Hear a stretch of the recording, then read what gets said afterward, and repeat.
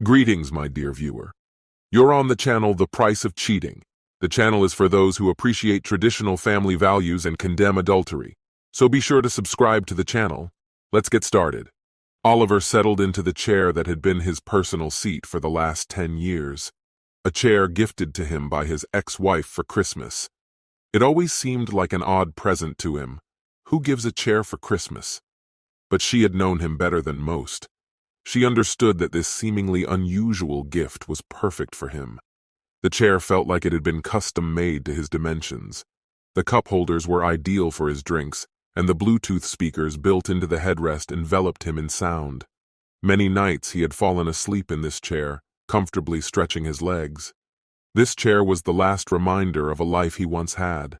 His daughter now lived with her mother in the house he was no longer allowed to visit, along with the dog he had given her one Christmas, a dog he had taken care of more than anyone else.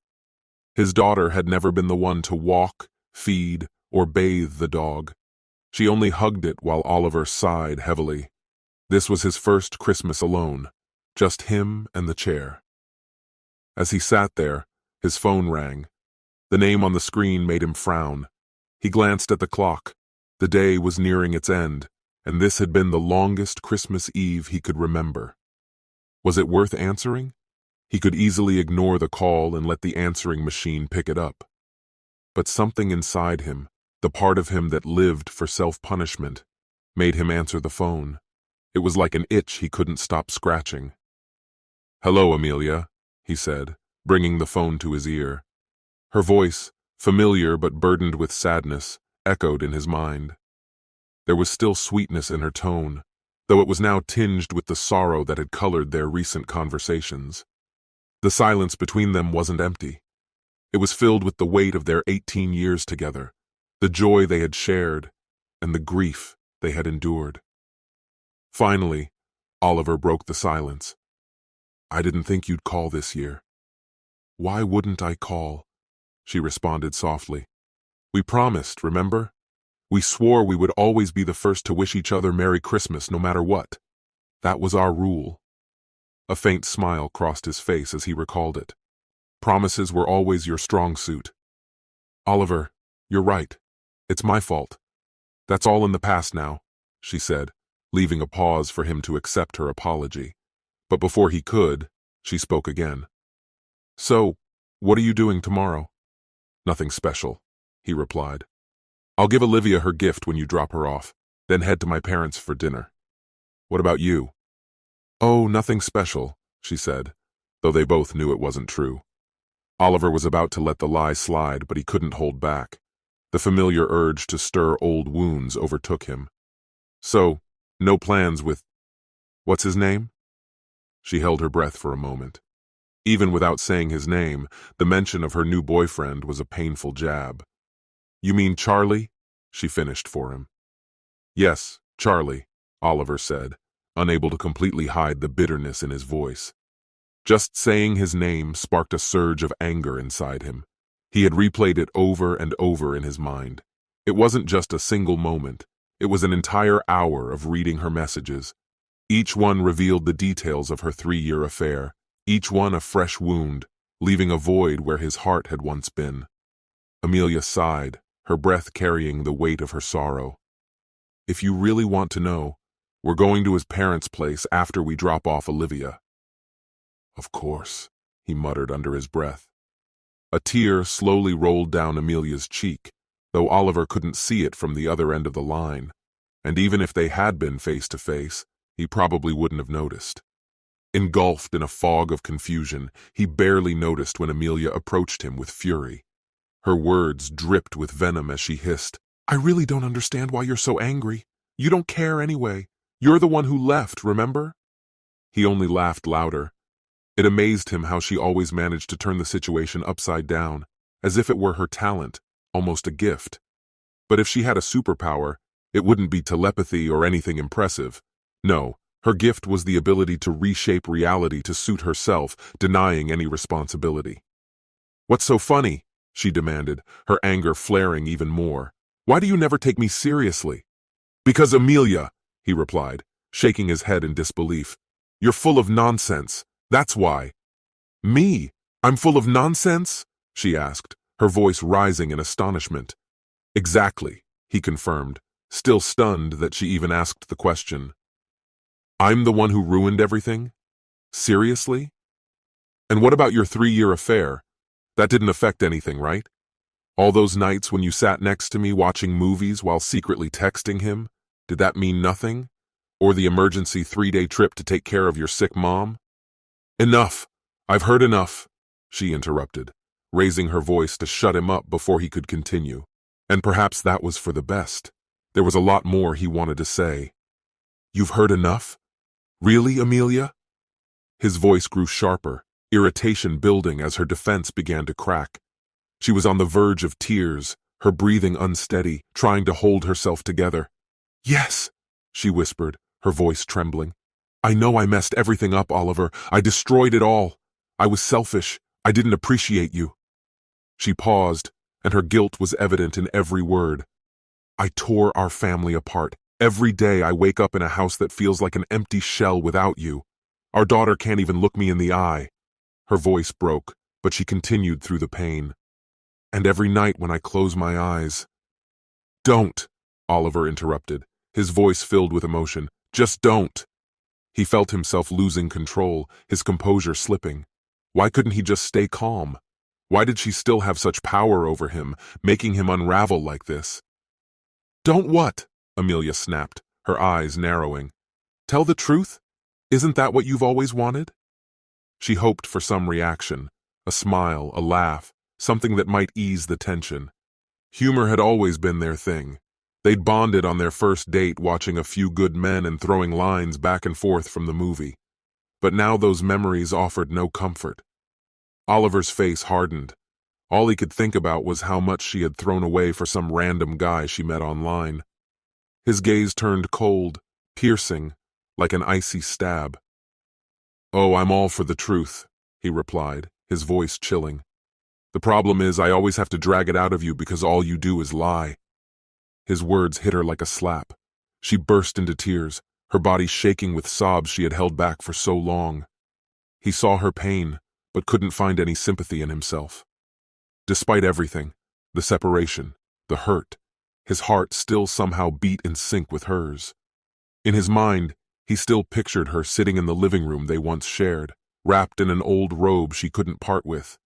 It had belonged to her mother, and though worn and faded, it brought her comfort. Underneath, she would wear his boxers and one of his t-shirts. It was their little joke. When he traveled for work, she would sleep in his clothes, claiming it made her feel safe. But that weekend she spent with another man? Oliver doubted she had worn anything of his. In fact, he suspected she wasn't wearing much at all. Forgive me, Oliver, she whispered through her tears, her voice so faint it was nearly drowned out by her sobbing. How many more times do I have to say it?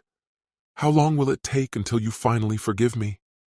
Her voice trembled with sorrow, every word filled with desperate pleading. I'll forgive you when I stop loving you, she whispered softly, almost to herself. Maybe then the pain in my chest will go away. Maybe then the emptiness inside me will finally disappear. And maybe then I'll be able to sleep, without reliving the moment I saw that message where you told him you loved him. Perhaps. The weight of his grief was too much for Oliver. His sobs, louder than hers, shattered the silence, his body shaking with each one. He pressed his palm against his eyes, trying in vain to stop the tears streaming down his face. Her heart tightened at the sight of his suffering. She wanted to hold him, kiss his forehead and let him cry on her shoulder. But she couldn't. She had caused too much pain to do that. Patty, for God's sake, stop calling me that! His sudden outburst on the phone made her fall silent. Amelia reminded herself that comforting him wasn't an option. She was the cause of his pain. It was a bitter truth they would both have to live with. Oliver, she began cautiously, how long are we going to keep torturing ourselves like this? Don't you understand that you're not just punishing me? He replied quietly. You're hurting Olivia, and you're tormenting yourself too. She hesitated, searching for the right words. I know you're angry at me, and you have every right to be, but that's why we need to seek help. He interrupted her, his voice surprisingly calm. "But you're still seeing him, Amelia." Her voice faltered, and silence hung between them. "You even told me you're planning to meet his parents. That's a serious step in any relationship, isn't it?" His words lingered in the air like a dark cloud. "How long did you wait after our breakup before going to him? Days? Weeks? Or did it happen sooner?" He didn't need her to answer. They both knew. She went to him the very next evening. After dropping Olivia off at his house, she felt justified, even proud, that she wasn't the woman who deprived a child of time with her father. "I just don't understand," he continued, his voice full of pain and bewilderment.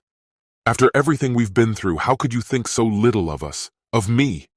We were married for 18 years, Amelia. We have a 15-year-old daughter." His voice broke as memories flooded him. "You were there when my brother died, killed in the line of duty. You held me when I cried. And I was there for you when your mother lost her battle with cancer. And after all that, not only did you cheat on me, but you ran straight to him. The ink on our separation papers hadn't even dried, and you were already gone. And now you call me suggesting family therapy? Amelia, go to hell." His anger crashed over her like a tidal wave. Amelia let out a cry of frustration, her voice sharp and raw.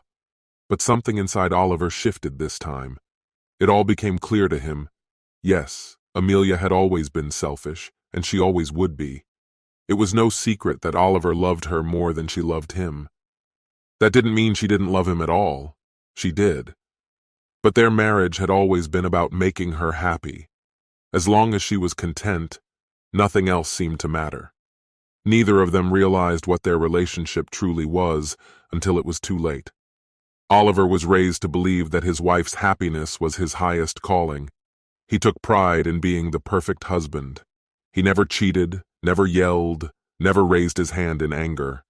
When they argued, he was always the first to apologize, even if it wasn't his fault. If her feelings were hurt, that was enough for him to back down. Was that wrong? Of course not. Every man should treat his wife as though she were the most important woman in the world. But Oliver made one crucial mistake. He forgot about balance. He neglected his own needs, his own desires. If she wanted something and it was within his power, he did everything he could to make it happen. His sacrifices didn't matter. Her smile always seemed like enough of a reward. When one person's needs are constantly ignored, something begins to change. Gradually, this becomes the new normal, as if that's how things are supposed to be. Anything that deviates from this pattern starts to feel unfamiliar, almost wrong. When Oliver's brother died, Amelia was by his side. She stood with him at the funeral, cried with him, and sincerely supported her husband. That's what is expected from a loving wife. But his grief plunged to depths she couldn't understand, especially since she had already gone through her own loss when her mother lost the battle with cancer. That loss had been unbearable for her. She grieved too. Every day she felt the weight of her mother's absence but continued moving forward. However, there's a vast difference between watching someone slowly fade away and having them suddenly ripped out of life. Oliver's brother didn't just die. His life was cut short in an instant, while he was doing more than just his job. He was a police officer, but his role extended beyond the badge. He had pulled a woman from a burning car, staying with her until he was sure she was safe. He had protected a mother from her abusive husband. And to top it off, he gave their neighbor Isabella rides to work in his patrol car because she was being stalked. In the end, his life ended during a routine traffic stop. A cracked taillight changed everything. If someone who had done so much good could be killed that way, what awaited Oliver? He felt insignificant, just another man running an office. His biggest contribution to the world was sorting recyclables. His brother's death shook Oliver to his core. It wasn't just about losing his brother. When Oliver looked into the casket, he saw his own reflection there. If anyone should have been lying in that coffin, he believed it should have been him, not his brother, who was a hero to many. Therapy could have been an outlet, but Oliver rejected it. Instead, he sunk into silent despair, mourning inside, though not a single tear ever fell. Amelia couldn't understand what he was going through. He never let her into his pain. She couldn't give him the help he needed because even he couldn't articulate what that was. He didn't expect her to pull him out of his sadness. He didn't need her to fix him or magically free him from his survivor's guilt. All he really wanted was for her to be there, consistently, even when he couldn't ask for it. But over time, their relationship began to revolve around ignoring his emotions. He sat in silence, emotionally unreachable. Yes, he was grieving, overwhelmed by his sorrow, but it had gone on too long. He needed to break free of it. His family was there, loving him, and that should have been enough to pull him out of the darkness, but it wasn't. He needed something more. He needed to be seen, to be a priority. At least once, it should have been about him. The more she grew disappointed, the more distant he became.